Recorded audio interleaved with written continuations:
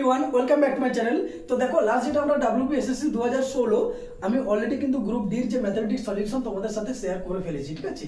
ওখানে টোটাল যে upcoming SSC যেটা আমাদের এখন 2025 হতে চলেছে, ও টোটাল কত ভ্যাকেন্সি, ঠিক আছে, 9-10 এর কত ভ্যাকেন্সি, 11-12 কত ভ্যাকেন্সি, পুরনোদের কত ভ্যাকেন্সি, নতুনদের কত ভ্যাকেন্সি, আমি কিন্তু ফুল ডিটেলস ওই গ্রুপ ডি ভিডিওর সাথে কিন্তু শুরুতে আমি বলে দিয়েছি। আজ আমি শুরু করব গ্রুপ সি যেটা ম্যাথমেটিক্স অর্থাৎ অ্যারিথমেটিক পার্ট যে সলিউশনটা, এটা আমি তোমাদের সাথে শেয়ার করব, ঠিক আছে। তো তার আগে একটু গ্রুপ সি সম্পর্কে একটু ডিটেলসটা একটু বলে দেই। যেটা 2016 ডিটেলস অনুযায়ী ছিল, ঠিক আছে। তাতে আমাদের টোটাল পরীক্ষা হয়েছিল, মোট পরীক্ষা হয়েছিল 100 নাম্বারস। টোটাল নাম্বার ছিল 100। এই 100 এর মধ্যে কি কি আছে না, রিটেন এক্সাম আছে। রিটেন আছে কত, 60 মার্কস। ওকে, লিখিত পরীক্ষা হচ্ছে 60 নাম্বার। একাডেমিক কোয়ালিফিকেশন আছে 10 marks. And typing or typing অথবা কম্পিউটার, এইটা আছে কত, এটা ছিল আমাদের 25 মার্কস। এন্ড দেন ইন্টারভিউ ছিল 5 নাম্বারস। এগুলো কিন্তু টোটাল আমাদের ছিল 2016 যে লাস্ট যে প্যানেলটা যেটা বেরিয়েছিল 2016-তে, ওর অ্যাকর্ডিং টু এই ডিটেলসটা আমাদের কিন্তু ছিল। ওকে, এখন এই টোটাল আমাদের যে রিটেন এক্সাম হবে 60 মার্কস, এখানে টোটাল সেকশন হচ্ছে 4টে, 1, 2, 3 and 4। এই 4টে সেকশন আছে। তাহলে সেকশন 1-এ কি আছে, সেকশন 1-এ আছে আমাদের জেনারেল নলেজ, জিকে। ওকে, যেটা হচ্ছে আমাদের 15 নাম্বার। সেকশন 2-এ আছে current affairs, CA, 15 marks. Section 3-তে আছে জেনারেল ইংলিশ, মানে বেসিক যে English, 15 marks. And section 4 last, এটা হচ্ছে অ্যারিথমেটিক, পাটিগণিত, যেটা হচ্ছে আমরা বলি পাটিগণিত, সেটা হচ্ছে 15 মার্কস। টোটাল নিয়ে এই হচ্ছে আমাদের রিটেন এক্সাম 60 মার্কসের। ক্লিয়ার? এই হচ্ছে আমাদের টোটাল 60 মার্কস। এখন আমাদের যেটা মানে এখন আমি তোমাদের সাথে যেটা শুরু করতে চলেছি সলিউশন, সেটা হচ্ছে এই section 4 group C section 4 arithmetic solution. অর্থাৎ পাটিগণিতের যে 15 নাম্বার আছে, টোটাল 15টা ম্যাথ কিন্তু এর মধ্যে কিন্তু ইনক্লুড থাকে। প্রত্যেকটা ম্যাথ কিন্তু 1 নাম্বার করে। টোটাল আমরা দেখতেই পাচ্ছি অলরেডি প্রত্যেকটা পার্টে কিন্তু 15 নাম্বার কোশ্চেন কিন্তু 15 কোশ্চেন ছিল, ঠিক আছে। তার মানে প্রত্যেকটা কোশ্চেনের মার্ক কিন্তু 1 নাম্বার করে। ওকে, তো চলো শুরু করা যাক। ফার্স্ট,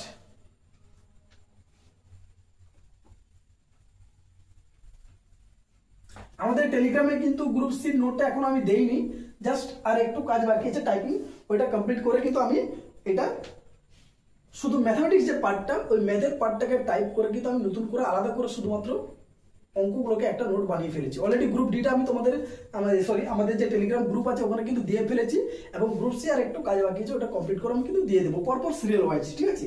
তো এখানে যেটা শুরু করতে চলেছি সেটা হচ্ছে আমাদের গ্রুপ সির ম্যাথমেটিক্স সলিউশন। ওকে, তাহলে টোটাল এর আগে আমরা দেখতে পেয়েছি কি, প্রথমে জিকে 15টা, দেন 15টা হচ্ছে আমাদের সিএ কারেন্ট অ্যাফেয়ার্স, দেন হচ্ছে 15টা ইংলিশ। তার মানে অলরেডি 15 দিনে 45টা কোশ্চেন আমাদের কমপ্লিট হওয়ার পর কোশ্চেন নাম্বার 46 থেকে আপ টু 60 পর্যন্ত এইটা হচ্ছে টোটাল ম্যাথমেটিক্স, ঠিক আছে। তো চলো শুরু করা যাক। 1/46 তো এখানে কি বলেছিল 1/46, জাস্ট একটু দেখে নেই কি বলেছে।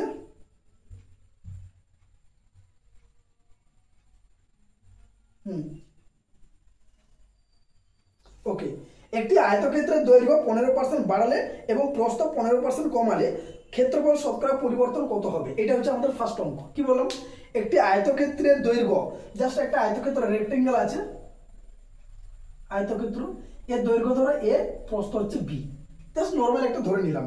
বলছে দৈর্ঘ্য 15% বাড়ালে এবং প্রস্থ 15% কমালে ক্ষেত্রফল শতকরা পরিবর্তন, ক্ষেত্রফল কত কমবে। ধরো এখন ক্ষেত্রফল যা আছে, দৈর্ঘ্যটাকে বাড়িয়ে দিলাম 15%, ওকে, আর একে কমিয়ে দিলাম 15%। তাহলে ক্ষেত্রফল কি চেঞ্জ হবে, বাড়বে না কমবে? একটা জিনিস সবসময় মনে রাখবে, কি আয়তক্ষেত্র, কি দৈর্ঘ্য, বৃত্ত, কি বর্গক্ষেত্র, এই তিনটে বা যে কোনো জিনিসের ক্ষেত্রে ধরো দৈর্ঘ্যকে বাড়াচ্ছি, প্রস্থকে কমাচ্ছি, একটা বাড়ছে একটা কমছে, যদি এই টাইপের অপোজিট থাকে না সাইন, তাহলে অলওয়েজ রেজাল্ট কিন্তু নেগেটিভ হবে। দ্যাট মিনস সবসময় কমে যাবে। আগে ধরো একটা কি বলবো, ধরো হ্যাঁ অবভিয়াসলি ওটা কিন্তু সেম ভ্যালু হতে হবে। যেমন ধরো এখানেও 15% বাড়িয়েছি, এখানেও 15% কমিয়েছি।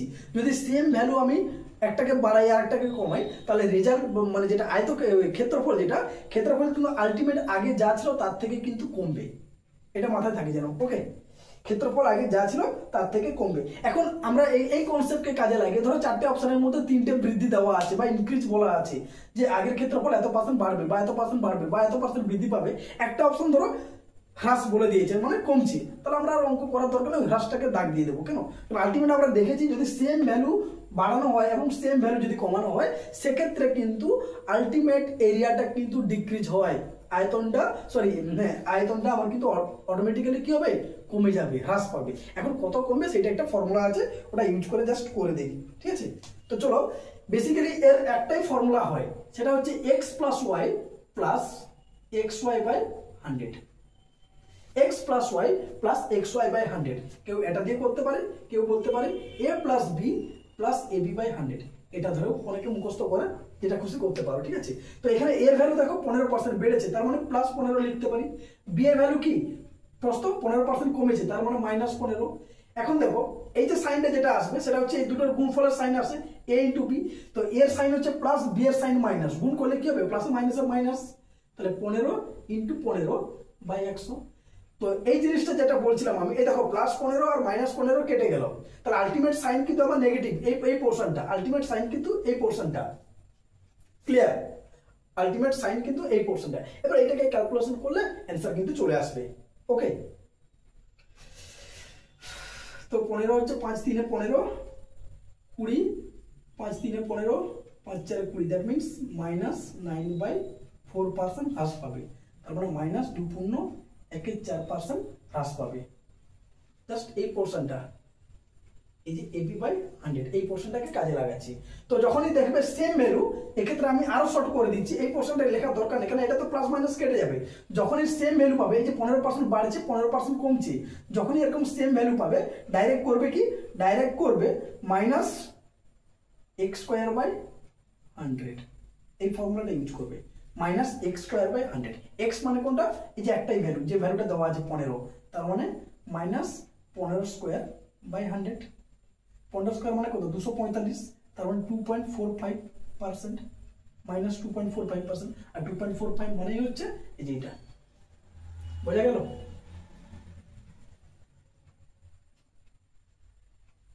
তাই তো, 15 245 তো, দেখে নিই একটু।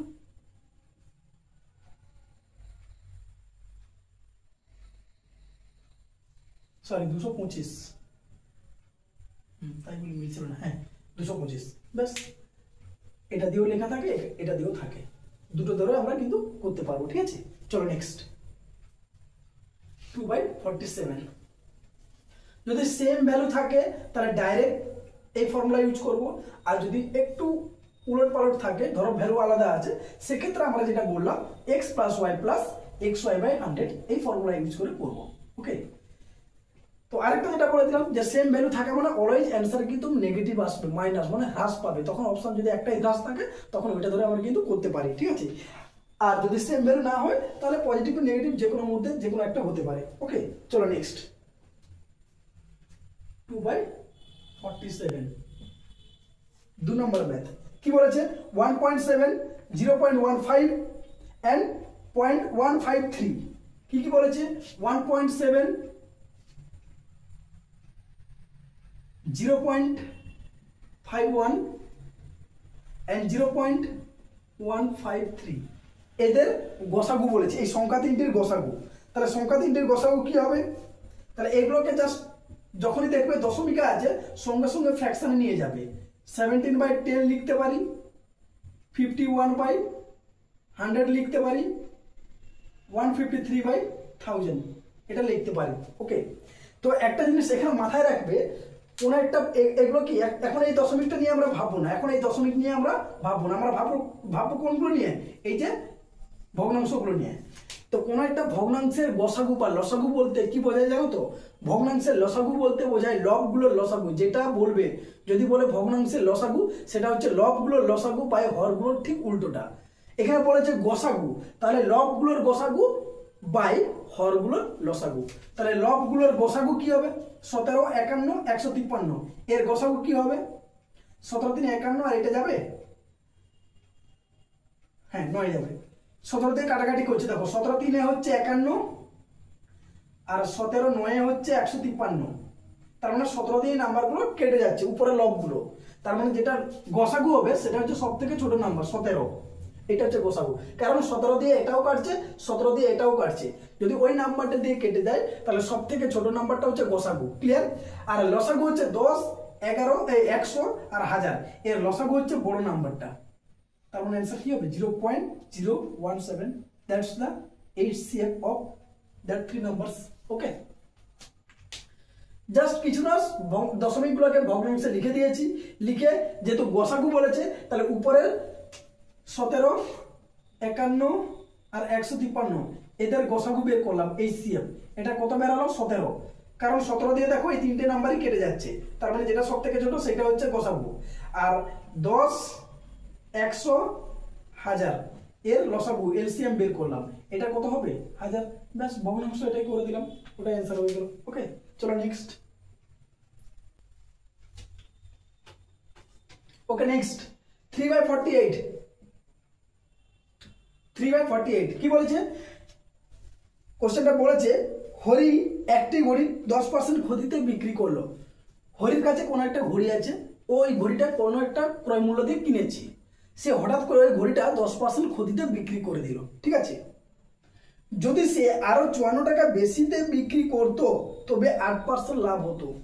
দ্যাট মিনস সে তো কোনো একটা টাকায় বিক্রি করে অলরেডি 10% লস করে ফেলেছে। যদি সে হঠাৎ করে ওই টাকায় না বিক্রি করে যদি আরো বেশি 54 টাকায় সে বিক্রি করতো তাহলে 10% ক্ষতির জায়গায় কিন্তু ওর 8% লাভ হতো। হচ্ছিল 10% ক্ষতি, 54 টাকা বেশি টাকায় বিক্রি করার জন্য হঠাৎ তার কি হলো? 8% লাভ হয়ে গেল। দ্যাট মিনস এই যে লস থেকে লাভ ডিফারেন্সটা কত হলো বলো তো? ডিফারেন্সটা হয়ে গেল 18%। এই 18% কার জন্য হলো? না 54 টাকার জন্য হলো। কারণ আগে সে যে টাকায় বিক্রি করছিল, বিক্রয় মূল্য তার আগে যা ছিল, হঠাৎ করে বিক্রয় মূল্য কি হলো? 54 টাকা বেশি হয়ে গেল, যার ফলে 10% লসের জায়গায় আমার কি হয়ে গেল? 8% লাভ হয়ে গেল। ক্লিয়ার? তাহলে এই 18% যে ডিস্টেন্সটা বা যে কি বলবো ডিফারেন্সটা হলো, ওই ডিফারেন্সটা কার জন্য হলো? এই 54 টাকার জন্য হলো। তাহলে 18% ভ্যালু যদি 54 হয়, 1% ভ্যালু কত? 3। তাহলে 100% ভ্যালু বের করবো। 100% মানে কত বলো তো? 100% ভ্যালু হচ্ছে 300 টাকা। এই 100%টা কি? 100%টা হচ্ছে ওই ঘড়ির ক্রয় মূল্য। সবসময় 100% যেটা বের করবো সেটা হচ্ছে ঘড়ির ক্রয় মূল্য। যদি ক্রয় মূল্য বের করতে বলতো তাহলে অ্যান্সার এখানে কিন্তু এটাই হয়ে যেত, 300 টাকা। কিন্তু কোশ্চেনে কি বলেছে? বলেছে ঘড়িটির বিক্রয় মূল্য কত? ঘড়িটির বিক্রয় মূল্য বের করবো। এবারে তুমি যে কোনো একটা বের করবে, কোনটা বের করবে? এই 8%টা বের করো। এটা তো ঘড়ির আমি কি পেলাম? সিপি পেয়ে গেলাম। সিপি হচ্ছে 300 টাকা ক্রয় মূল্য, তাহলে সিপির 8% বের করো। সিপি 300, তাহলে 300-র 8% বের করলে কত হচ্ছে বলতো? 8 3 24 টাকা হচ্ছে। ওকে, দ্যাট মিনস সে 8% যে লাভ করেছে তাতে কখন মানে তখন এসপি কত? না তখন এসপি হচ্ছে 300 + 24, তার মানে 324 টাকা হচ্ছে তার এসপি। 324 টাকা এসপি সে যখন 324 টাকায় ঘড়িটি বিক্রি করছে তখনই কিন্তু তার 8% লাভ হয়েছে, তখনই কিন্তু তার 8% লাভ হয়েছে। ওকে, কিন্তু আমাকে কি বের করতে হচ্ছে? তখন কিন্তু সে 54 টাকায় বেশি বিক্রয় করেছিল, মানে আগের জিনিসটা যেটা বিক্রয় করেছিল, যে টাকাটা কত টাকায় যে টাকায় বিক্রি করেছিল তার থেকে 54 টাকায় সে বেশি বিক্রি করেছে। তার মানে এই 324 থেকে যদি আমি 54 টাকা মাইনাস করে দেই তাহলে কত পাচ্ছি? 270। তাহলে এটাই হচ্ছে ঘড়ির বিক্রয় মূল্য। সে প্রথমে ঘড়িটা এই 270 টাকায় বিক্রি করেছিল, কখন? না যখন তার 10% লস হচ্ছিল। দেখো 300 টাকা যদি ক্রয় মূল্য হয় তার 10% কত হচ্ছে? 30 টাকা। তাহলে এর থেকে দেখো 30 টাকা লস মানে কি? 30 টাকা কমে যাচ্ছে। দেখো 300 থেকে 30 মাইনাস করে কত হয়? 270। দ্যাট মিনস আমরা ক্লিয়ার হয়ে গেল যে ঘড়িটির ক্রয় মূল্য হচ্ছে 300 টাকা এবং বিক্রয় মূল্য প্রথমে কত করেছিল সে 270 টাকায়, তখন তার 10% লস হচ্ছিল।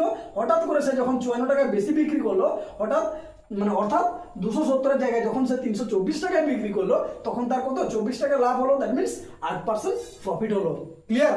চলো নেক্সট 4/49। ওকে, একটু বোঝার আছে অঙ্কটা। অনেক জায়গায় দেখবে এখানে 300 অ্যান্সার দেওয়া থাকে, কিন্তু 300 অ্যান্সার হবে না। 300টা হচ্ছে ঘড়ির ক্রয় মূল্য, ঠিক আছে? ঘড়ির বিক্রয় মূল্যটা বের করার জন্য এইভাবে নেক্সট যেটা আছে ওটা দিয়ে প্রসেসটা দিয়ে বের করবে। এই যে 8% ভ্যালু বের করলাম, দিয়ে তুমি এসপি বের করবে, দিয়ে এসপি থেকে যে টাকাটা বেশি বলেছিল ওইটা মাইনাস করে দিবে, দিলে প্রথমের এসপিটা পেয়ে যাবে। ঠিক আছে, চলো নেক্সট। ওকে, নেক্সট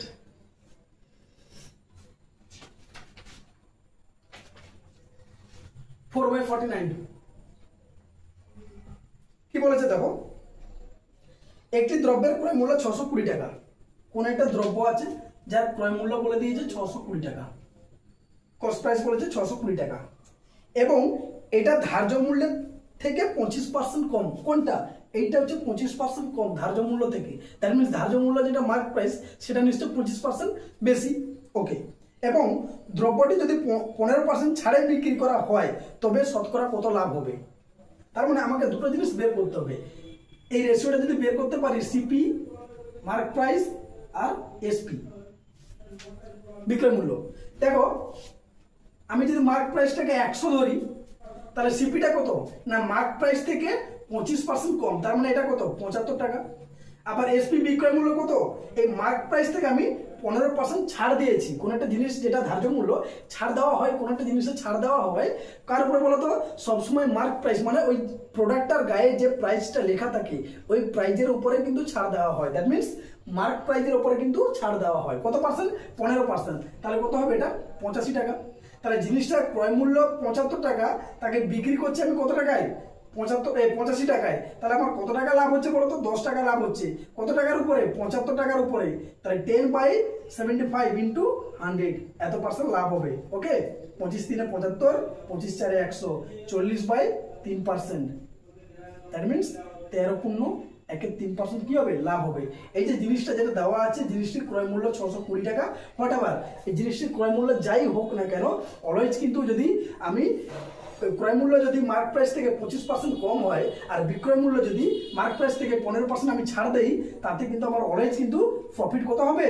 13.3% কিন্তু লাভ হবে। এই মার্ক প্রাইসের উপর কিন্তু কস্ট প্রাইসের উপর কিন্তু ডিপেন্ড করবে না। বোঝা গেল?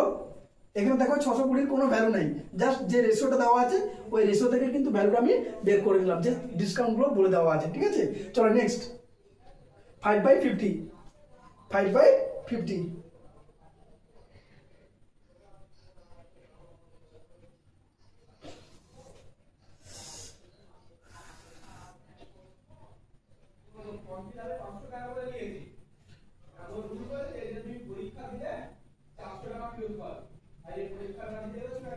ওকে, নেক্সট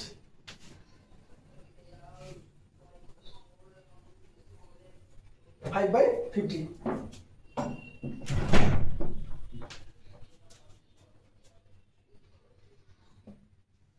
কি বলেছে? 1000টি যন্ত্রাংশ তৈরি করতে 16টি মেশিনের 27 দিন সময় লাগে। ক্লাস 7 আর 8 এর অঙ্ক। ঠিক আছে, যাই হোক, 1000টি যন্ত্রাংশ তৈরি করতে 16টি মেশিনের 27 দিন সময় লাগে। আরো দুটি মেশিন বসানো হলো, ওই একই যন্ত্রাংশ তৈরি করতে কত সময় লাগবে? ওই একই যন্ত্রাংশ তৈরি করতে কত সময় লাগবে? ক্লিয়ার? তাহলে 1000টি যন্ত্রাংশ তৈরি করতে 16টি মেশিনের 27 দিন সময় লাগে। দ্যাট মিনস আগে আমি যা যন্ত্রাংশ তৈরি করেছিলাম এখন আমাকে ওই সেম 1000টি যন্ত্রাংশ তৈরি করতে হবে। দ্যাট মিনস আগে যন্ত্রাংশের পরিমাণ যা ছিল এখনো সেম আছে, যন্ত্রাংশের কোনো এখানে চেঞ্জ হয়নি। তাহলে ওই লাইনটা কিন্তু আমি আর লিখছি না, আমি শুধু লিখবো 16টি মেশিনের সময় লাগে কত? 27 দিন। তাহলে মেশিন দুটো বেড়েছে, তার মানে 18টি মেশিনের সময় কত লাগবে এটা বের করব। দেখো মেশিন সংখ্যা বাড়ছে, তার মানে সময় কি লাগবে? কম লাগবে। ব্যস্ত সম্পর্ক, যদি ব্যস্ত সম্পর্ক হয় তাহলে 27, এই যে কোশ্চেন মার্ক যার উপরে আছে 27 সেটা লিখবো। যদি ব্যস্ত সম্পর্ক হয় তাহলে উপরের ভ্যালু বাই নিচের ভ্যালু। দ্যাট মিনস 16/18, 9 2 18, 9 3 27 2 8 16 আর 3 24 দিন সময় লাগবে। দেখো সময় কমে গেছে, মেশিন বেড়ে গেছে, সময় আগে 27 দিন ছিল, সময় এখন বেড়ে কমে কত লাগছে 24 দিন সময় লাগছে। তাহলে বলেছে কোশ্চেনটা একটু কি বলেছে দেখো তো, তাহলে আরো দুটি মেশিন বসানো হলে ওই একই সংখ্যক যন্ত্রাংশ তৈরি করতে কত সময়, কত কম সময় লাগবে, কি চেয়েছে কত কম সময় লাগবে, ড্যাশ কম সময় চেয়েছে ড্যাশ। তাহলে আগে লাগতো যেটা আমার 27 দিন, এখন লাগছে কত 24 দিন, তাহলে কত সময় কম লাগছে, তাহলে জাস্ট মাইনাস করে দেবো, 3 দিন সময় কম লাগছে। বোঝা গেল? চলো নেক্সট 6/51, 6/51।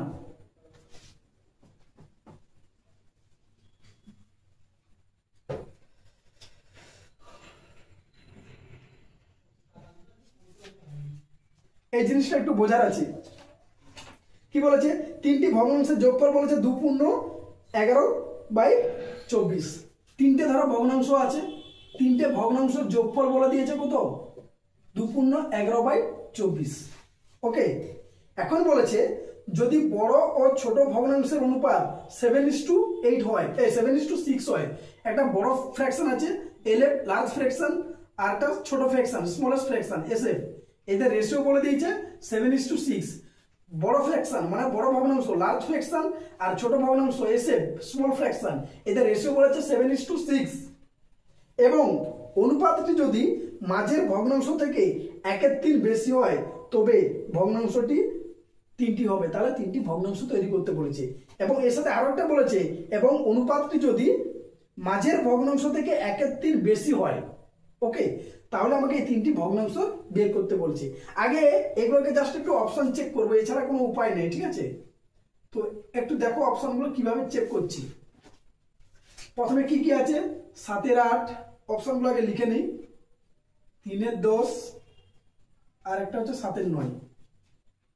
অপশন বিতে আছে 7 9, 2 3, 3 5। অপশন সিতে আছে 3 5, 4 7, 2 3। অপশন ডিতে আছে 7 8, 5 6, 3 4। এই হচ্ছে আমার অপশন। দেখো সবার প্রথমে যে লাইনটা বলেছিল সেটাকে কাজে লাগাবো। তিনটি ভগ্নাংশের যোগফল বলে দিচ্ছে 2 পূর্ণ 11/24। দ্যাট মিনস এই হরের ভ্যালু কত 24। তার মানে এখানে যে চারটে যে অপশন আছে, এই যে 3টি ভগ্নাংশ আছে, ওই 3টি ভগ্নাংশ যোগ করলে যেন হরে 24 আসে, আমাকে সেই সংখ্যাগুলো খুঁজতে হবে। তাহলে 24 ভগ্নাংশের যে 3টি পাবো তাদের হরগুলো যেগুলো তাদের লসাগু 24 হবে। তার মানে এই 24কে এই হরগুলো দিয়ে ভাগ করা যাবে। দেখো 8 দিয়ে ভাগ হবে, 10 দিয়ে হবে না, 9 দিয়ে হবে না, তাহলে এটা হবে না। এই যে 8 9, এই 8 9 আর 10 যে 3টি সংখ্যা পাচ্ছি হরে, তাদের লসাগু কোনোদিনও 24 হবে না। চলো নেক্সট, 9 তো হবেই না, এখানে আছে, এখানে 7, 24কে 7 দিয়ে ভাগ যায় না, হবে না, এইটা হয়ে যাবে। দেখো 8 3 24, 6 4 24, 4 6 24। এখানে যে 3টে সংখ্যা পাচ্ছি আমি 8 6 3, 8 6 4, এই যে 3টে সংখ্যা 8 6 4, এদের কিন্তু লসাগু কি পাচ্ছি 24। তার মানে এই ভগ্নাংশ বা এই অপশনটা আমার অ্যান্সার হতে পারে, এবং হতে পারে না, ওটাই হবে। বোঝা গেল? এই একটাই পড়ে আছে মানে এটাই অ্যান্সার হবে। তো দেখো এখানে কাজে লাগাও একটু, 7 8 বড় ভগ্নাংশ, এটা সব থেকে বড় হচ্ছে 7 8, তাই তো? আর সব থেকে ছোট হচ্ছে 24 করে দিলে কত 21 হবে, এটা 24 করলে হচ্ছে কত 20 হবে, এটা 24 করলে হবে 18। সব থেকে ছোট হচ্ছে 3 4। তাহলে দেখো বড় ভগ্নাংশ আর ছোট ভগ্নাংশ রেশিও দেখো 7:6 আসছে, মিলে গেছে। তার মানে অ্যান্সার এটাই হবে। বোঝা গেল? ওকে, এটা এমনি নরমালি করতে গেলে কিন্তু একটু বড় হবে, এই টাইপের যদি পড়ে যায় তো সবসময় চেষ্টা করবে একটু অপশন চেক করার, দিলে কিন্তু জলদি হয়ে যাবে। বেসিক নলেজগুলোকে একটু কাজে লাগাতে হবে। নেক্সট 7/52, 7/52 কি বলেছে দেখো, ও একটা ভ্যালু বের করতে দিয়েছে। কি আছে না, 4 to the power 0.5 into 0.5 to the power 4 into 2 to the power 4। আমরা কি জানি 0.5 মানে হাফ, 0.5 মানে হাফ, তাহলে লিখতে পারি 4 to the power half into half to the power 4 into 2 to the power 4। তো কোন একটা জিনিসের হাফ মানে পাওয়ারে যদি হাফ থাকে তার মানে সেটা হচ্ছে √। কোন একটা সংখ্যার পাওয়ারে, ধরো a to the power half, a to the power half মানে হচ্ছে রুট এ, তাহলে এর বর্গমূল করতে হবে ইন্টু 1, এই যে a by B whole to the power m, এটার ভ্যালু কি জানো তো, এটা হয় a to the power m by b to the power m, মানে এই যে পাওয়ারটা দুজনের ডিস্ট্রিবিউট হয়ে যায়, তাহলে 1 টু দি পাওয়ার 4, আবার 1 এর মাথায় 4 থাকুক কি 1 এর মাথায় 1000 থাকুক ভ্যালু 1ই হবে, তাহলে নিচে 2 টু দি পাওয়ার 4 লিখতে পারি, আর উপরে আছে 2 টু দি পাওয়ার 4, তাহলে এই 2 two the power 4 R 2 two the পাওয়ার 4 কেটে গেল উপর নিচে, ঠিক আছে, তাহলে পরে থাকলো শুধু √4, আর √4 এর ভ্যালু কত 2, তাহলে অ্যানসার কি হয়েছে 2 দেওয়া আছে, বোঝা গেল, অ্যানসার 2 দেওয়া আছে। তো এখানে সবসময় কি হয় প্লাস মাইনাস 2 হয়, √4 মানে অ্যান্সার প্লাস মাইনাস 2 হয়, এখানে অপশনে প্লাস 2 আছে বলে ঠিক আছে আমরা প্লাস 2 অ্যান্সার নিয়ে নিচ্ছি, যদি মাইনাস 2 থাকে সেক্ষেত্রে কিন্তু অ্যান্সার মাইনাস 2 হবে, বোঝা গেল। নাও 53, 8/53, অঙ্কগুলো খুবই সোজা সোজা আছে, দেখে যেটুকু মনে হচ্ছে, ঠিক আছে, খুবই সোজা আছে। 8/53 কি বলেছে দেখো, 5টি ঘন্টা একসাথে বাজবার পর যখনই কোনো ঘন্টা কোনো বেলের কথা বলা থাকবে তখনই তোমাদের মাথায় যেন চলে আসে এটা আমাকে লসাগু করতে হবে, কি করতে হবে, লসাগু করতে হবে। কি বলেছে, 5টি ঘন্টা একসাথে বাজবার পর যথাক্রমে 9 সেকেন্ড, 6 সেকেন্ড, 4 সেকেন্ড, 10 সেকেন্ড ও 8 সেকেন্ড বিরতিতে বাজলো। ধরো প্রথমে কোনো একটা জায়গায় 5টি ঘন্টা আছে, আমি 5টি ঘন্টাকে একসাথে সুইচ দিয়ে বাজিয়ে দিলাম, বাজানোর পর এবারে এদের মধ্যে টাইমিং করা আছে এরকমই যে প্রথম ঘন্টাটা প্রতি 9 সেকেন্ড অন্তর আবার বাজবে, দ্বিতীয় ঘন্টা প্রতি 6 সেকেন্ড অন্তর বাজবে, তৃতীয় ঘন্টা প্রতি 4 সেকেন্ড অন্তর বাজবে, চতুর্থ ঘন্টা প্রতি 10 সেকেন্ড অন্তর বাজবে, আর পঞ্চম ঘন্টা প্রতি 8 সেকেন্ড অন্তর বাজবে। ক্লিয়ার, এটা বলা আছে। তো বলেছে তাহলে প্রথম একসাথে বাজবার পর, মানে যখন আমি প্রথম একসাথে বাজিয়েছিলাম তারপর কখন ঘন্টাগুলি প্রত্যেকে 1 ঘন্টায় সেগুলি কতবার বাজবে, ও প্রথম একসাথে বাজবার পর 1 ঘন্টায় সেগুলি কতবার বাজবে সেটা বের করতে হবে, টোটাল 1 ঘন্টায় কতবার বাজবে। তাহলে এখানে আমাদের কাজ হচ্ছে আগে আমি লসাগুটা বের করে নিই, তো কি আছে দেখা যাক। তো লসাগু বের করতে গেলে প্রথমে 2 দিয়ে কাটবো, 9টা নেমে যাবে, 3 2 5 4, আবার 2 দিয়ে দেবো, 9 3 1 5 2, এবার 3 দিয়ে দেবো, 3 1 1 5 2, তাহলে লসাগু কত হচ্ছে এলসিএম 3 2 6 6 2 12, 12 এটা হচ্ছে 10, 12 3 হচ্ছে 36, 36 10 360, 360 সেকেন্ড, এটা হচ্ছে লসাগু। দ্যাট মিন্স প্রথমে আমি যখন ঘন্টাগুলোকে একসাথে বাজিয়েছিলাম তারপর আবার 360 সেকেন্ড পর ঘন্টাগুলো আবার কিন্তু একসাথে বাজবে, ঘন্টাগুলো আবার একসাথে বাজবে। 360 সেকেন্ড মানে কত হচ্ছে, এটাকে সেকেন্ড যেহেতু আছে এটাকে মিনিটে নিয়ে গেলে 6 34, 6 মিনিট হচ্ছে, 6 মিনিট হচ্ছে। ওকে, তাহলে আমরা এখান থেকে বুঝতে পারছি যে প্রথম ধরো আমি এখানে 10টা AM এই টাইমে ধরো 1 ঘন্টাগুলোকে আমি একসাথে বাজিয়ে দিয়েছি 10টা AM, তার ঠিক 6 মিনিট পর মানে 10টা 6 AM এ আবার বাজবে, দেন বাজবে একসাথে বাজবে কখন 10টা 12তে বাজবে, একসাথে বাজবে, এরকম করে চলতে থাকবে। কখন না 1 ঘন্টা তো 11টায় আবার একবার বাজবে, 11টায় আবার একবার বাজবে। তো এই যে 10টা 6 থেকে 11টা অবধি 10 বার বাজছে, আর প্রথমে আমি একবার বাজিয়েছিলাম, তাহলে টোটাল কতবার হবে আমার 11 বার হবে, বোঝা গেল। সবার প্রথমে তো আমি একবার ঘন্টাগুলো বাজিয়েছিলাম, ওই টাইমটা তখন কাউন্ট করা হয়নি, মানে ওখান থেকে টাইমটা স্টার্ট হচ্ছে, প্রথমে একবার বাজিয়ে দিয়েছি, তারপর থেকে প্রথমে একবার বাজিয়েছি, তারপরে 10টা 6 একবার বাজলো, 10টা 12, 10টা 18, 10টা 24, এইভাবে চলতে চলতে 11টা একবার বাজবে। তাহলে এখান থেকে এটা হচ্ছে 6 মিনিট অন্তর, তাহলে টোটাল 1 ঘন্টা, 1 ঘন্টা মানে কত মিনিট 60 মিনিট, তো 60 মিনিটে 6 মিনিট অন্তর অন্তর বাজা মানে 10 বার বাজবে। তাহলে এখান থেকে প্রথম থেকে শেষ পর্যন্ত হচ্ছে আমাদের 10 বার, আর প্রথমে একবার বাজিয়েছিলাম, তাহলে টোটাল কতবার হবে 11 বার, ঘন্টাগুলো কিন্তু 1 ঘন্টার মধ্যে বেজে গেছে। ক্লিয়ার, চলো নেক্সট 9/54,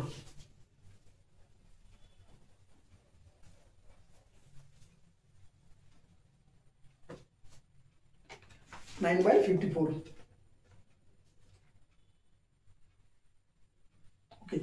কোন ক্ষুদ্রতম সংখ্যা এত এত দ্বারা ভাগ করলে যথাক্রমে এত এত ভাগশেষ থাকবে, কোন ক্ষুদ্রতম সংখ্যা কে?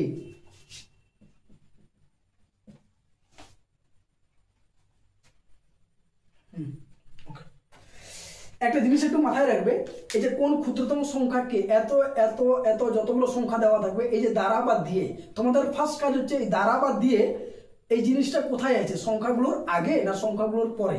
যদি সংখ্যাগুলোর পরে থাকে তখন হবে লসাগু, আর যদি সংখ্যাগুলোর আগে থাকে তখন হবে গসাগু। ওকে, এখানে বলেছে সংখ্যাগুলোর পরে। তো আর একটা জিনিস একটু আছে, এটা একটু আগে লিখে নেই। দেখো, ওই ক্ষুদ্রতম সংখ্যাকে যদি আমি 5 দিয়ে ভাগ করি তবে আমার ভাগশেষ থাকবে কত? 4। যদি আমি সংখ্যাকে 6 দিয়ে ভাগ করি ভাগশেষ থাকবে আমার 5। যদি আমি সংখ্যাকে 7 দিয়ে ভাগ করি ভাগশেষ থাকবে আমার 6। যদি আমি সংখ্যাকে 8 দিয়ে ভাগ করি ভাগশেষ থাকবে আমার 7। যদি 9 দিয়ে ভাগ করি ভাগশেষ থাকবে কত? 8। তার মানে দেখো, প্রতিবারেই যে সংখ্যাটা দিয়ে ভাগ করছি তার ঠিক ছোট সংখ্যাটা মানে আগের সংখ্যাটা ভাগশেষ থাকছে। তার মানে 1 করে কি হচ্ছে? ডিফারেন্স হচ্ছে না? প্রত্যেকটা ডিফারেন্স 1 করে হচ্ছে। এই ডিফারেন্স সেম হলে এটা একটা জিনিস আছে, দেখো জাস্ট বলে দিচ্ছি। আর কি বলেছে না, এই সংখ্যাগুলোর পরে দেখো দ্বারা আছে, তার মানে এই সংখ্যাগুলোকে কি করতে হবে? লসাগু করতে হবে। তাহলে 5, 6, 7, 8, 9, এই যে বললাম যে কোন সংখ্যাগুলোর পরে দ্বারা বা দিয়ে আছে, যদি পরে থাকে লসাগু, আর যদি সংখ্যাগুলোর আগে থাকে, ওই সংখ্যাগুলোর যদি আগে থাকে তাহলে ওই সংখ্যাগুলোর গসাগু বের করবো। ঠিক আছে, এখানে যেহেতু পরে আছে তাই আমি কি করবো? লসাগু বের করছি। ওকে, তাহলে আমি 2 দিয়ে দেই, 2, 5, 3, 7, 4, 9। এবার 3 দিয়ে যাবে, 3, 5, 1, 7, 4, 3। তাহলে এটা হচ্ছে 5 দিয়ে তো 10, 3, 3 9, 4 36, 36 ইন্টু 7, 7 6 42, 2 হাতে 4, 21 4 25, আর একটা 10 0। তার মানে 2520 হচ্ছে আমার কি? লসাগু। 2520 হচ্ছে আমার লসাগু। বোঝা গেল? তাহলে 2520 হচ্ছে একমাত্র সব থেকে ক্ষুদ্রতম সংখ্যা, যেটা 5, 6, 7, 8, 9 এই 5টি সংখ্যা দ্বারা বিভাজ্য। কিন্তু বিভাজ্য হলে তো হবে না, আমাকে বলেছে ভাগশেষ থাকতে হবে কত? 5 দিয়ে ভাগ করলে ভাগশেষ থাকবে 4, ডিফারেন্স কত? -1। এই যে প্রত্যেক সংখ্যার -1 করে ডিফারেন্স আছে না, তাহলে যেটা আমি এলসিএম পাবো 2520, সেখান থেকে কি করব? -1 বাদ দিয়ে দেবো। তাহলে হচ্ছে 2519 হচ্ছে সব থেকে ছোট সংখ্যা, যেটা 5 দিয়ে ভাগ করলে ভাগশেষ থাকবে আমার 4, 6 দিয়ে ভাগ করলে ভাগশেষ থাকবে 5, 7 দিয়ে ভাগ করলে ভাগশেষ থাকবে 6, এইভাবে 9 দিয়ে ভাগ করলে ভাগশেষ থাকবে কত? 8। বোঝা গেল? সবার যদি ডিফারেন্স সেম থাকে এলসিএম বের করব, এলসিএম থেকে ডিফারেন্সটা মাইনাস করে দেবো। ক্লিয়ার? ওকে, সব থেকে 1 করে কম ছিল তাই এখানেও 1 কমিয়ে দিয়েছি আমি, হয়ে গেছে অ্যান্সার। চলো নেক্সট, 10/55।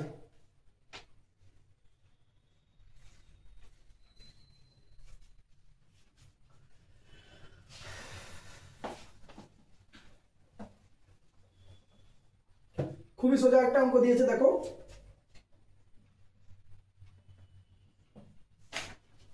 500 টাকার উপর 40% ছাড় এবং 500 টাকার উপর পরপর 36% এবং 4% ছাড়। ওকে, প্রথমে 500 টাকার উপর 40% ছাড় দিচ্ছি। কত টাকা হচ্ছে দেখো তো? 40% ছাড় মানে 60/100। 40% ছেড়ে দিচ্ছি মানে 60/100। তাহলে এটাকে কাটাকাটি করলে হবে কত হচ্ছে? 300। 500 টাকার উপর 40% ছাড় দিলে কত হয়? 300 হয়। এখন বলেছে 500 টাকার উপর পরপর ছাড় দিচ্ছি কত না, 500 টাকার উপর প্রথমে দিচ্ছি 36% ছাড়। 36% মানে দেখো 40% ছাড় দিয়েছিলাম, 100 - 40 করেছিলাম, তাহলে 36% ছাড় দেবো। সেটা কত করবো? 100 থেকে 36 মাইনাস দিলে কত হয়? 64 নাকি? 64/100 ইন্টু আবার 4% ছাড় দিচ্ছি, তার মানে 96/100। ক্লিয়ার? তো এবার কাটাকাটি সেই সেম জিনিস, দুটো জিরো কেটে দাও। আর কিছু কাটবে? 5, 20, 100, 2 10, 2 48, 96। আর কেটে লাভ নেই, কারণ সেইটা দেখছি আমি দশমিকে আসবে। ওকে, তাহলে জাস্ট এটা গুণ করে দাও, 64 ইন্টু 48, 64 ইন্টু 48 জাস্ট গুণ করে দাও। আমি ক্যালকুলেটার মেরে দিচ্ছি, তোমরা কিন্তু করে নিবে, ঠিক আছে? 64 ইন্টু 48, এটা গুণ করলে হবে 3072। 3072/10, তার মানে কত হচ্ছে? 307.2। তাহলে প্রথমে 500 টাকার উপর আমি 40% ছাড় দিয়ে পাচ্ছি 300 টাকা, আবার 500 টাকার উপর পরপর দুটো ছাড় দিয়ে পাচ্ছি কত? 307.2। তাহলে কি বলেছে? এদের ডিফারেন্স, ডিফারেন্স মানে বিয়োগফল। দেখো এটা 300, এটা 307.2, তাহলে বিয়োগফল কত হবে? 7.2। এটাই হচ্ছে আমাদের ডিফারেন্স। বোঝা গেল? 7 টাকা 20 পয়সা, এটাই হবে অ্যান্সার। চলো নেক্সট, 11/56।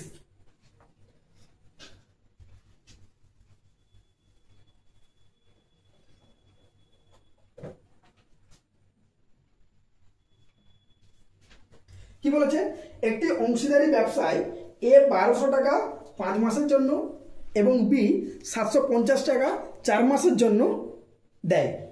যদি ওই ব্যবসায় 450 টাকা লাভ হয় তবে এ ও বি এর প্রাপ্ত লাভের অনুপাত কত? একটা যৌথ ব্যবসা দুজন মিলে চালাচ্ছে, capital A and capital B. তো এ কি করেছে, 1200 টাকা 5 মাসের জন্য ব্যবসার মধ্যে রেখেছে, 1200 টাকা দিয়েছে এবং 5 মাস ব্যবসাতে সময় দিয়েছে।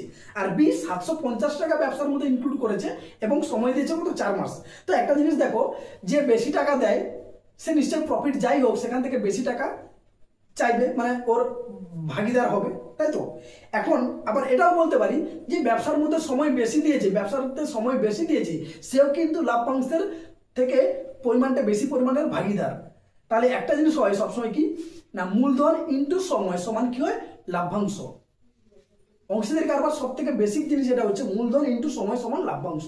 তাহলে এ এর লাভ্যাংশ কত, কত পাবে লাভ্যাংশ না, এ 1200 টাকা দিচ্ছে কত মাসের জন্য, 5 মাসের জন্য, অনুপাত বি কত 750 টাকা দিচ্ছে 4 মাসের জন্য। তাহলে এ এর মূলধন ইন্টু এর টাইম অনুপাত বি এর মূলধন ইন্টু বি এর টাইম, এটাই হয়ে যাবে কি এ ও বি এর লাভ্যাংশের অনুপাত। তো এবারে দেখো কাটাকাটি করো, রেশিওতে কাটাকাটি করা যায় না, আমি জাস্ট তোমাদের বোঝার জন্য করছি। দেখো 0 আর একটা 0 কেটে দিলাম, ক্যান্সেল। 5-এ কাটবো, এটা 5-এ হচ্ছে কত 25, 15 5 75, এটা কাটবো 15 8 120, 4-এ কাটবো, 4 একে 4, 4 2 8, তার মানে আলটিমেট 2:1। এ ও বি এর লাভ্যাংশের অনুপাত কত, 2:1। বোঝা গেল? চলো নেক্সট, 12/57। জাস্ট কিছু না, মূলধন ইন্টু সময় করলেই কিন্তু বেরিয়ে যাবে। এটাই হচ্ছে অংশীদারি কারবারের মূল জিনিস। 12/57 কি দেওয়া আছে, 0.84181, এই 81 এর মাথায় বার আছে। এই আবৃত দশমিকটিকে সব থেকে ছোট আকারের ভগ্নাংশে পরিণত করলে হর ও লবের পার্থক্য কত হবে সেটা বের করতে বলেছি, হর ও লবের পার্থক্য। তো একটা জিনিস দেখো, ধরো সামান্য এক্স ওয়াই আছে, তার মাথায় যদি বার থাকে তখন এটা হচ্ছে কি বলতো, পৌনঃপুনিক বলা হয়, এটাকে বলা হয় পৌনঃপুনিক। ওকে, অনেক সময় বার থাকে, অনেক সময় এক্স ওয়াই এর মাথায় ডট থাকে, এটাকে বলা হয় পৌনঃপুনিক। আর এটাও অনেক সময় দেখেছো এক্স প্লাস ওয়াই মাথায় বার, যখন মাঝখানে কোনো সিম্বল প্লাস মাইনাস গুণ বা কোনো ভাগ যদি এই টাইপের কোনো সিম্বল থাকে, ঠিক আছে, তখন ওইটাকে বলা হয় রেখা বন্ধনী। কি বলা হয় ওটাকে, রেখা বন্ধনী। আর যদি কোনো সিম্বল না থাকে, জাস্ট সিম্পল লাইনটা না থাকে বা ডট দেওয়া থাকে, তখন সেটাকে বলা হয় পৌনঃপুনিক। এই পৌনঃপুনিক টাইপের ভগ্নাংশ, এখানে তাহলে কি আছে, বার আছে, তার মানে এটা পৌনঃপুনিক। পৌনঃপুনিক মানে কি জানো তো, এই ভগ্নাংশটা মানেই হচ্ছে 0.841। এতদূর পর্যন্ত লেখা আছে, ভগ্নাংশটা কোথা থেকে শুরু হচ্ছে, 8 থেকে শুরু হচ্ছে, 1 এ শেষ হচ্ছে, তার মানে এটা কনস্ট্যান্ট থাকবে। এবারে 81 81 81 81 এইভাবে চলতে থাকবে, ঠিক আছে। এই জিনিসটা বারবার না লিখে আমরা কি করি, এই 81 একবার লিখে মাথায় পৌনঃপুনিক দিয়ে দেই, তাহলে আর এই জিনিসটা আমাকে আর লিখতে হচ্ছে না। এটাই হচ্ছে পৌনঃপুনিকের মানে মূল জিনিস। এবার এটাকে আমরা ভগ্নাংশে ট্রান্সফার করবো, এটাকে ভগ্নাংশে ট্রান্সফার করব। তো দেখো ভগ্নাংশে ট্রান্সফার করতে গেলে কি করতে হয়, মাঝখানে আগে লাইন টেনে দাও। ওকে, পুরো সংখ্যাটা যেটা আছে পৌনঃপুনিক ভুলে যাও, পুরো সংখ্যাটা 84181, পুরো সংখ্যা যা আছে লিখে দাও। ওখান থেকে মাইনাস করবো কাকে না, যেই সংখ্যাগুলোর মাথায় পৌনঃপুনিক নাই তাকে মাইনাস করবো, 841 কে মাইনাস করে দিলাম। ওকে, এটা হচ্ছে আমাদের লবের কাজ কমপ্লিট। এবারে হরের কাজ। হরে দেখো দুটো সংখ্যায় পৌনঃপুনিক আছে, তাহলে দুটো 9 হবে।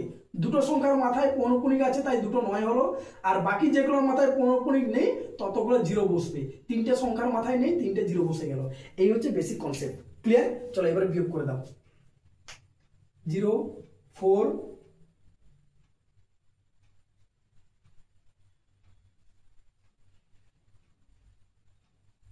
একটা 0 কেটে গেল। ওকে, এবার এটাকে জাস্ট ক্যালকুলেশন করে ছোট করতে হবে, আর কিছু না। এটাকে ক্যালকুলেশন করে ছোট করতে হবে।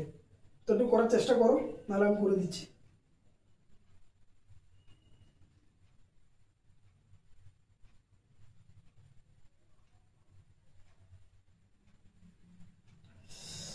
গরম প্রচুর পড়েছে।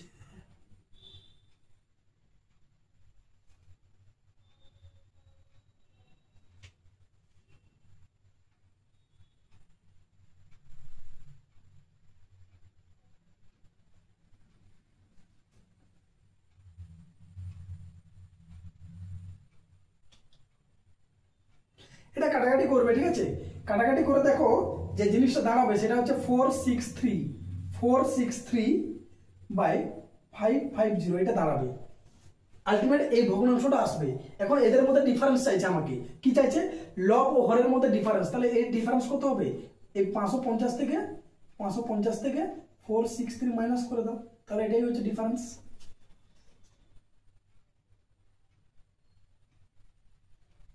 হবে। তাহলে এটা হচ্ছে হর ও লবের মধ্যে কি ডিফারেন্স, বোঝা গেল? 87। চলো নেক্সট। 14 জন লোক 12 দিনে একটি টিউবওয়েল বসাতে পারে। 14 জন লোক 12 দিনে একটি টিউবওয়েল বসাতে পারে। যদি 8 দিনে টিউবওয়েলটি বসাতে হয় তবে অতিরিক্ত কতজন লাগবে? ও খুবই সোজা অঙ্ক। 13/58।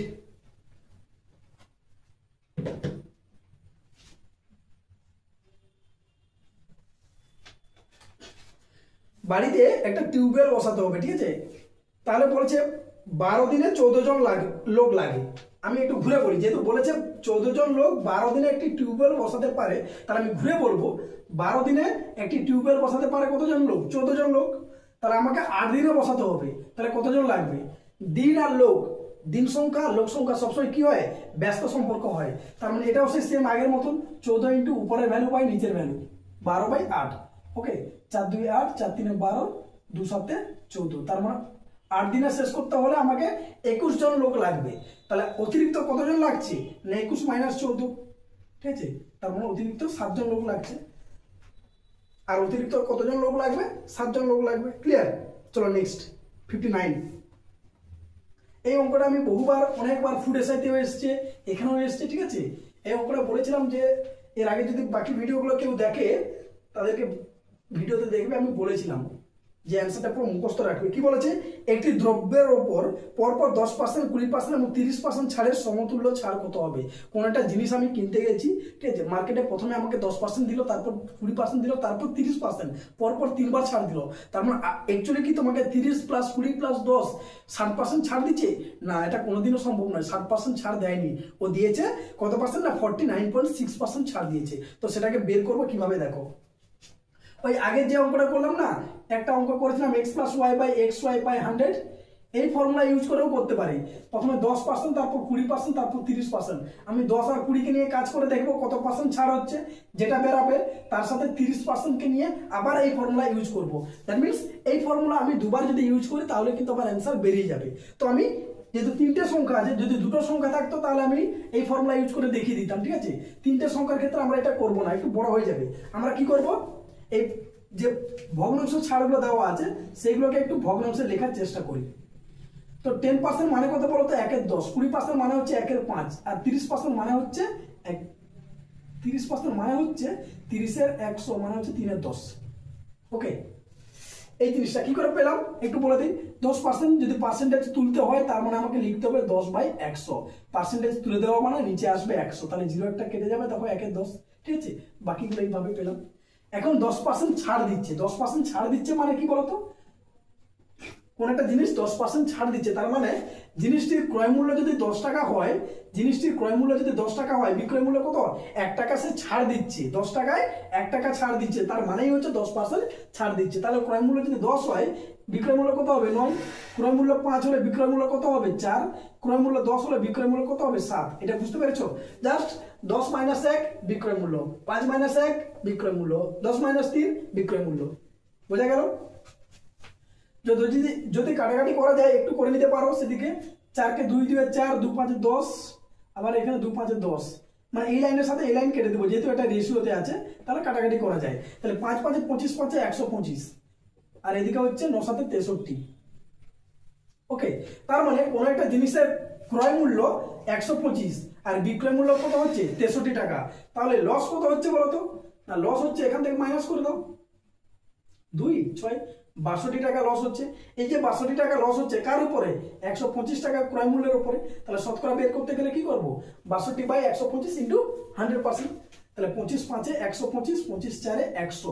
ওকে, তো এটা এরকম করলাম। যেহেতু নিচে 10 আনলে ভালো হয়, তাহলে একটা 2 দিয়ে গুণ করে দিলে, 2 দিয়ে গুণ করলে এটা 2 2 দিয়ে গুণ করে 5 কে 10 করলাম, মানে 2 দিয়ে গুণ করে দিলাম, আর 4 কে তাহলে 10 করতে গেলে আমি কি করব, 4 কে 10 করতে গেলে 2 দিয়ে গুণ করে 8 করে দিলাম, তাহলে 8 আর 62 গুণ করে, দেখো নিচে 5 ছিল আমি 10 করলাম, কারণ কি বললাম বলতো 2 দিয়ে গুণ করলাম, 10 করলাম কেন, কারণ দশমিকে লিখতে সুবিধা হবে, তাহলে একেও 2 দিয়ে গুণ করলাম, একেও 2 দিয়ে গুণ করে দিলাম।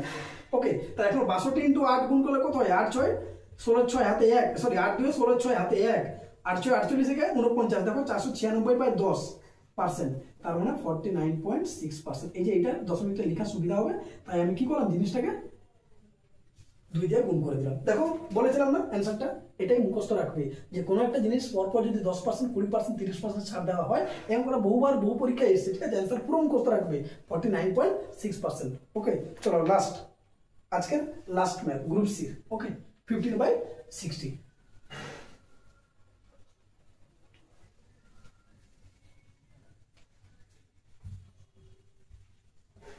কি বলেছেন, একটি 70 মিটার লম্বা ট্রেন ঘন্টায় 75 কিমি বেগে 105 মিটার লম্বা একটি ব্রিজ পার হতে কত সময় লাগবে। কোন একটা ট্রেন যদি কোনো একটা ব্যক্তিকে বা কোনো রাস্তার ধারে বা লাইনের ধারে কোন একটা গাছকে অতিক্রম করা, মানে ট্রেনটি সবসময় কি করা, তার নিজের দৈর্ঘ্যটা অতিক্রম করা, বোঝা গেল, ওখানে ব্যক্তি বা ওই গাছের কোনো দৈর্ঘ্য ধরা হয় না।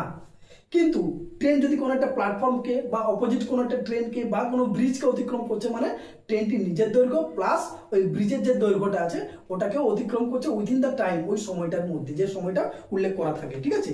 তো এক্ষেত্রে ট্রেনটির দৈর্ঘ্য বলেছে কত, 70 মিটার, এবং যে ব্রিজটা লম্বা ব্রিজটা তার দৈর্ঘ্য কত, 105 মিটার। তার মানে ট্রেনকে এই 70 meter plus 105, 175 meter time, 175 meter কিন্তু পথ যেতে হচ্ছে, বোঝা গেল, 175 মিটার পথ যেতে কিন্তু হবে।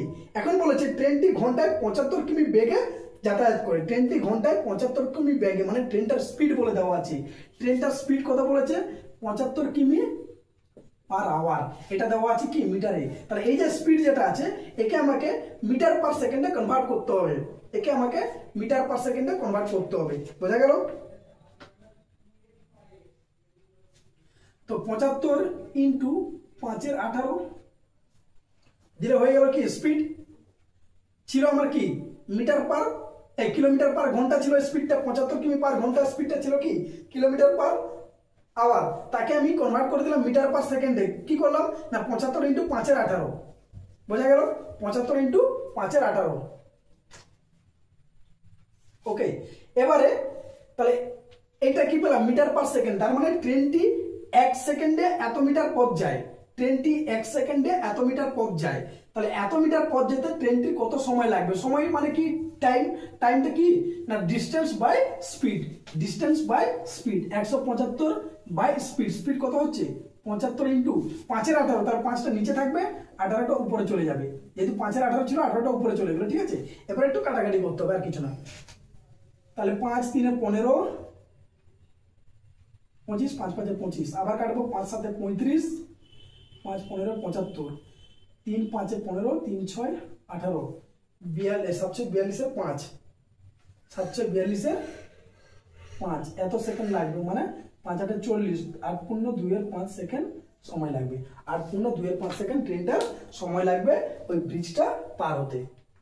একটু বোঝা যায়, জাস্ট বুঝে নাও আর কিছু না, যে আমার ট্রেনটা টোটাল দৈর্ঘ্য কত ছিল, ট্রেনটার দৈর্ঘ্য ছিল 70 মিটার, তাই তো, এবং ট্রেনটির স্পিড ছিল কি 105 মিটার, ট্রেনটির স্পিড ছিল 75 কিমি পার ঘন্টা, ট্রেনটার স্পিড ছিল যে ট্রেনটি 1 ঘন্টায় 75 কিলোমিটার পথ যায়, তার মানে ট্রেনটির স্পিড হচ্ছে 75 কিমি পার ঘন্টা, তার স্পিড থেকে আমি মিটার পার সেকেন্ডে কনভার্ট করে দিলাম, এটা জিনিস মাথায় রাখবে। একটু আগে এখানে লিখে দিই, কিলোমিটার পার আওয়ার থেকে মিটার পার সেকেন্ডে যদি যেতে যাই, এদিকে যেতে গেলে গুণ করতে হবে 5 এর 18 দিয়ে, আর ব্যাকে আসতে গেলে গুণ করতে হবে 18 5 দিয়ে। এই যে অ্যারোটা এদিকে দিয়েছি, ঠিক আছে, এই যে এদিকে, তার মানে এখান থেকে কিলোমিটার পার আওয়ারে যেতে গেলে গুণ করতে হবে 5 এর 18, আর মিটার পার সেকেন্ড থেকে কিলোমিটার পার আওয়ারে আসতে গেলে গুণ করতে হবে 18/5। তার স্পিডকে কনভার্ট করে দিলাম, কারণ আমার ডিস্টেন্সগুলো কিসে দেওয়া আছে, মিটার দেওয়া আছে, তাহলে এটা আমি কি পেলাম, ডিস্টেন্স পেলাম, আর এটা স্পিড পেয়ে গেলাম। তাহলে টাইম বের করার ফর্মুলা কি, টাইম বের করার ফর্মুলা টি ইকুয়াল টু কি d/s, ডিস্টেন্স বাই স্পিড, এই ফর্মুলা। তাহলে ডিস্টেন্স বাই স্পিড, আর যেহেতু নিচে স্পিড 75 ইন্টু 5 18 হচ্ছিল, 18টা যেহেতু নিচে ছিল তাকে আমি উপরে তুলে দিলাম, ব্যাস ক্যালকুলেশন করে এটা পেলাম 42/5 সেকেন্ড, তার মানে 8×2 সেকেন্ড। তাহলে এই গেল আমাদের মোটামুটি গ্রুপ সির ক্যালকুলেশন আমি কিন্তু কমপ্লিট করে দিলাম। ওকে, তো আশা করি কেমন লেগেছে একটু বলবে, অবশ্যই কমেন্ট করে জানাবে। এবং এর যে নোট আমাদের টেলিগ্রাম যে চ্যানেল আছে সাবিত্রী গাইড সেন্টার, সেখানে কিন্তু অ্যাভেলেবেল থাকবে, অথবা আমাদের ফেসবুক যে পেজ আছে সেখানেও কিন্তু জেপিজি আকারে থাকবে। টেলিগ্রামে যদি কেউ জয়েন হও সেখানে পিডিএফটা পেয়ে যাবে, চাইলে তোমরা প্রিন্ট করতে পারবে। আর যদি ফেসবুকে পাও সেক্ষেত্রে দেবে পিকচার আকারে পাবে, সেটা তোমাদেরকে বসে বসে কিন্তু লিখতে হবে। তো অঙ্কগুলো খুবই কিন্তু সোজা ছিল, খুবই যে একটা কঠিন অঙ্ক ছিল সেটা বলবো না, সোজা অঙ্ক ছিল, মোটামুটি একটু প্র্যাকটিস করবে এবং একটু কাছে থাকলে কিন্তু অবশ্যই পারবে। ওকে, তো কেমন হয়েছে আমাকে জানিও। নেক্সট আবার দেখা হবে অন্য কোনো একটা ভিডিওর সাথে, ঠিক আছে? চলো বাই।